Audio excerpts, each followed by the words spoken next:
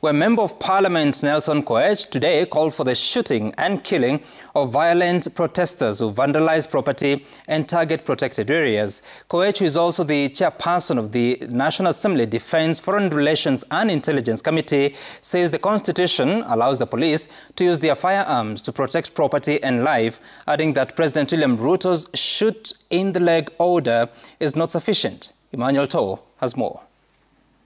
We will arrest everyone. In an emotional outburst at Chebirir Bay Center in his Belgut constituency,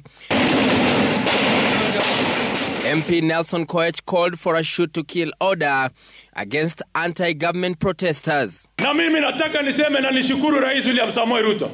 Wakati jana umesema shoot but do not kill. I want to repeat it here. In fact, shoot and kill. Koech also serves as the chairperson of the powerful National Assembly Defense, Intelligence and Foreign Relations Committee, urged the police to use lethal force against lawless protesters who loot property.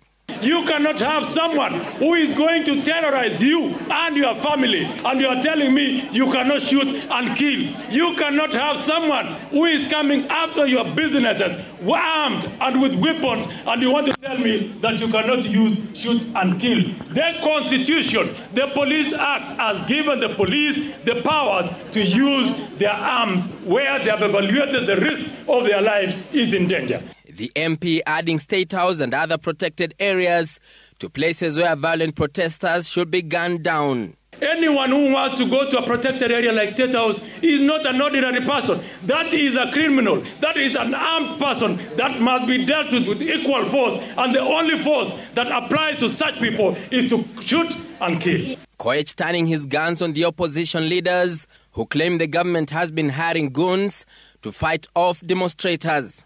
If you think that the government is sending goons and assassins to attack people's property and investments, why do you have a problem when the government then goes after the people they have sent, as you claim?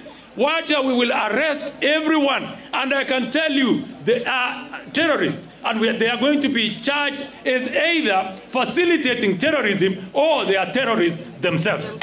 Yule mama ambaye alichomewa biashara yake ya county supermarket alifanya makosa gani? The lawmaker telling off opponents over the one-term mantra against President William Ruto, saying he will serve 2 terms. Opuzi yenu mnatuambia sijui one term ya nani? Nani alikuambia sisi ndio tutakaa one term? Kibaki hakukaa one term, Uhuru hakukaa one term. Sisi umeona wakati imetufikia ndio sisi ni washenzi tukae one term. Tunapiga term mbili. Fululizo. Hati wanatupangia na sisi tumekaa hivi. Kama ni kupanga, wasifikirie hatuwezi kupanga. Ni vile tunapenda amani na wachunge hii amani sana. Emmanuel Toh, Citizen TV. At the same time, President